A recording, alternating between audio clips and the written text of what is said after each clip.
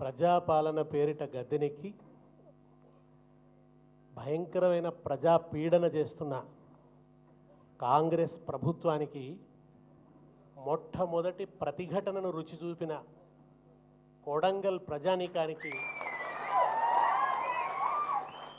నేను మనసారా అభినందనలు తెలియజేస్తున్నా. నాకు ఈ రేవంత్ రెడ్డి పరిస్థితి ఇవాళ చూస్తుంటే నాకు ఎప్పుడు పంచతంత్రంలోనూ ఒక కథ యాదికి వస్తున్నది.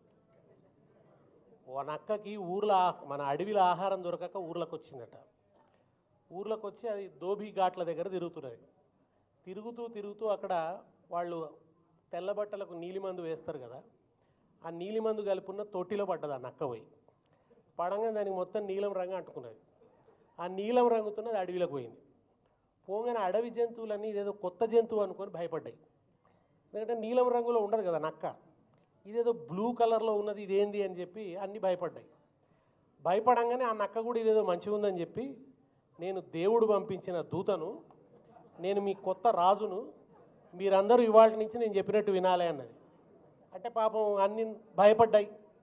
అన్ని జంతువులు ఈ నక్క చెప్పినట్టే వింటున్నాయి. ఇక అది ఇష్టం ఉన్నట్టు తిడుతున్నది. పండబెట్టి తొక్కుతా, చీరుతా, లాగులో తొండలు ఇడుస్తా, అది ఇదని దాని ఇష్టం ఉన్నట్టు తిడుతున్నది. దాని ఇష్టం ఉన్నట్టు అది తిడుతున్నది. బానిసత్వం చేయించుకుంటున్నది వాటన్నిటితోని కూడా. అవి పాపం ఆహారం సేకరించి తెచ్చి దీనికి పెడుతున్నాయి. బాగా తింటున్నది, దుక్కలాగా తయారైంది. చివరికి ఏమైందంటే ఇక దీని పీడ పడలేకపోతున్నాయి. దీని పీడ ఎట్లా విరగడవుతుంది రా అని ఎదురు చూస్తున్నాయి. ఒకసారి సభ పెట్టింది, ఇవాళ అసెంబ్లీ పెట్టినట్టే. సభ పెట్టి అన్నింటినీ రమ్మన్నది. రమ్మంటే అన్నీ వచ్చినాయి.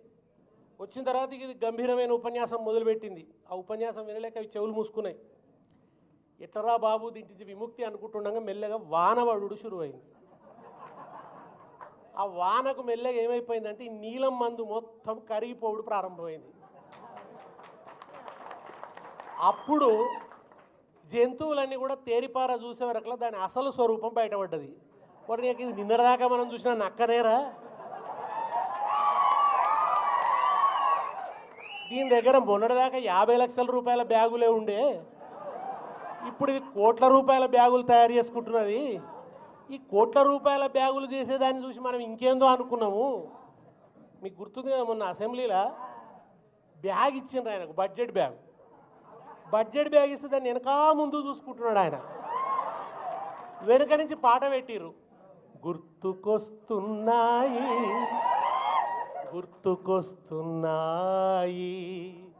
ఎదలోపల ఏమూలనో నిద్రించు జ్ఞాపకాలు గుర్తుకొస్తున్నాయని పెట్టిరు. మనోళ్ళు కరెక్ట్ పెట్టిరు.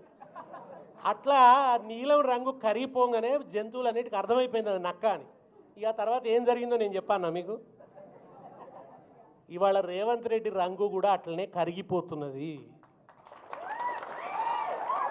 ఎలక్షన్లకు ముందు నీలం రంగు వేసుకొని వచ్చిండు ఆయన. ప్రజాపాలన, ప్రజాస్వామ్యము, భావ ప్రకటన స్వేచ్ఛ అని పెద్ద పెద్ద మాటలు మాట్లాడిండు. వీళ్ళు చెప్తే అవన్నీ కూడా నోటికి బట్టి మాట్లాడు మొదలుపెట్టిండు. కానీ గద్దెనెక్కినాక తన అసలు రంగు బయట పెట్టుకుంటున్నాడు.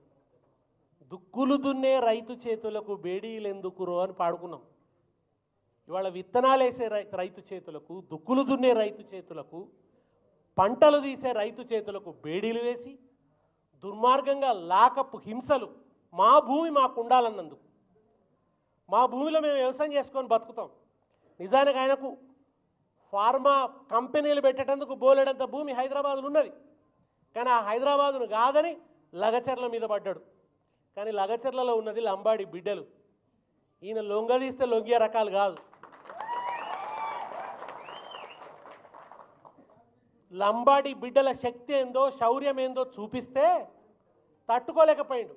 ఆ కసి మనసులో పెట్టుకొని అర్ధరాత్రి ఊరు మీద పడి తీసుకుపోయి లాకప్లో పెట్టి 3rd డిగ్రీ హింసలు ప్రయోగించిండు. 3rd డిగ్రీ హింసలు ప్రయోగించడే కాక జైల్లో పెట్టి 40 రోజుల నుంచి విడుదల చేయక ఒక నియంతృత్వ పరిపాలన చేస్తూ రాక్షసానందం పొందుతున్నాడు. చివరికి మొన్న హీరియా నాయక్ పాపం గుండెపోటు వస్తే, ఎంత కరడుగట్టిన నేరస్తుడైనా, టెర్రరిస్టునైనా సరే గుండెపోటు వస్తే స్ట్రెచ్చర్ మీద తీసుకొస్తారు, లేకుంటే వీల్ చైర్లో తీసుకొస్తారు హాస్పిటల్కు.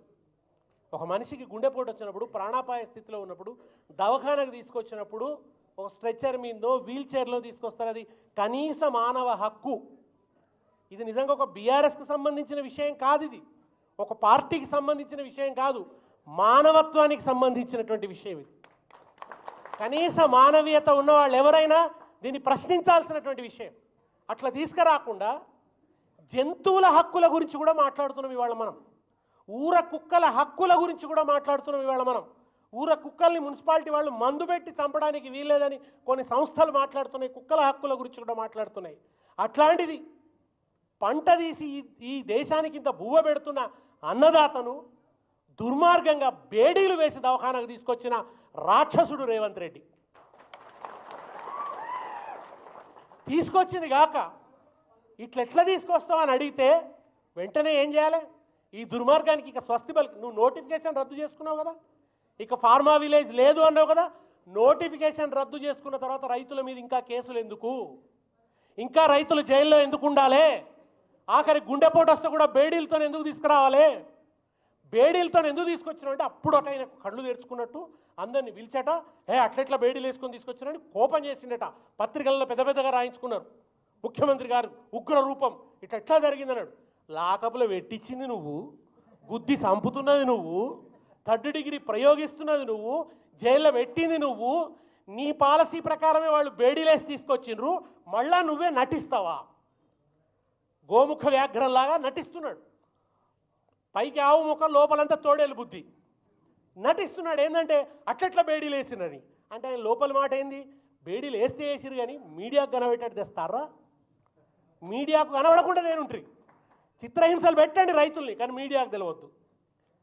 రైతుల్ని ఇంకా భూములు ఇవ్వనందుకు, నాకు తిరగబడ్డనందుకు వాళ్ళకి నరకం చూపించండి, కానీ మీడియాకు తెలియవద్దు, బయటకు తెలియకుండా చేయండి.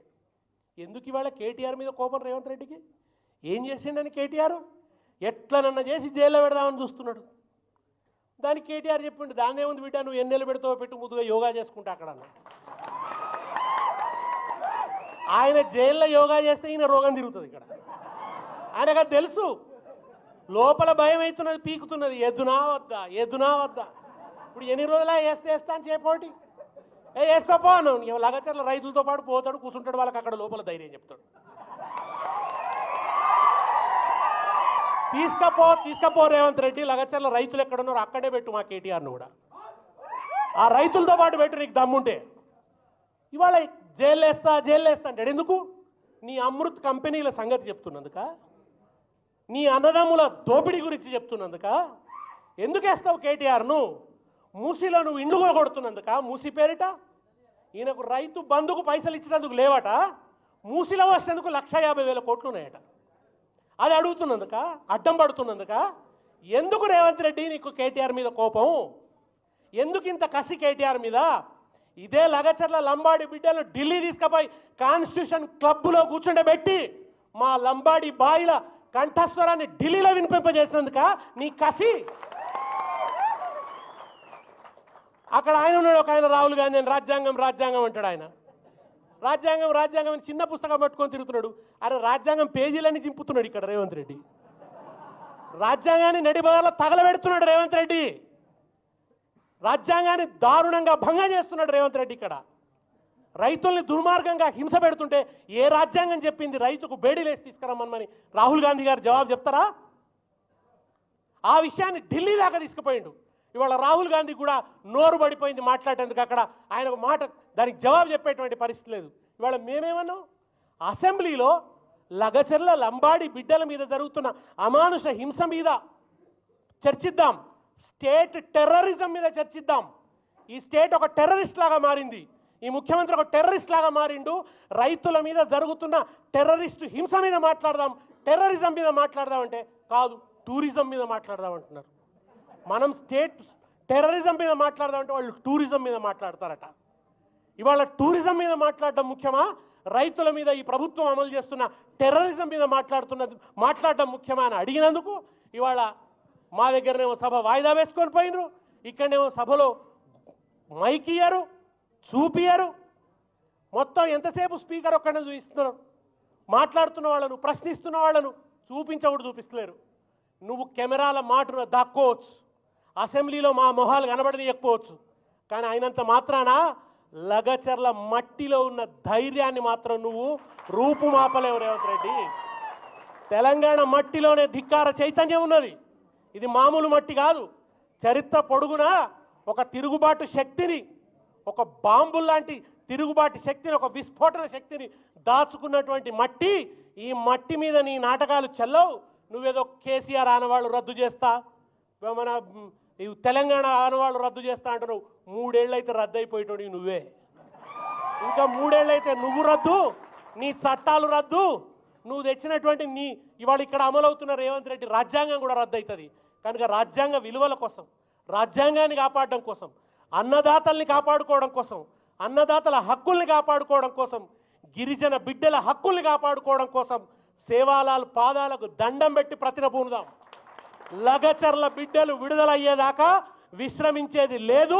కొంతమంది మాట్లాడుతున్నారు వెనుక బీఆర్ఎస్ ఉన్నది, వెనుక మేము మాట్లాడతలేమని మేధావులట. అంటే ఏమై చేసేది ఉండే? ఎవడు ఉండేది లేకుండేనా? అనాథల్లాగా వదిలిపెట్టేది ఉండేనా? లగచర్ల లంబాడి బిడ్డల్ని అనాథల్లాగా వదిలిపెట్టాలా? వాళ్ళని ఎవరు మాట్లాడకూడదా? వాళ్ళ కోసం ఖచ్చితంగా ఉంటుంది మీకు గులాబీ జెండానే అండగా ఉంటుంది. మీరు విడుదలయ్యేంత వరకు ఈ గులాబీ జెండా విశ్రమించదు. లగచర్ల లంబాడి రైతులకు అండదండ భారతీయ రాష్ట్ర సమితి గులాబీ జెండా. మీకు ఆ గులాబీ జెండా అండదండగా ఉంటుంది. వాళ్ళు విడుదలయ్యేంత వరకు మేము పాటలు పాడతాం, మాటలు మాట్లాడతాం, నిరంతరంగా ఒక్క నిమిషం కూడా విరామం లేకుండా మీకోసం పోరాడతాం. జై తెలంగాణ.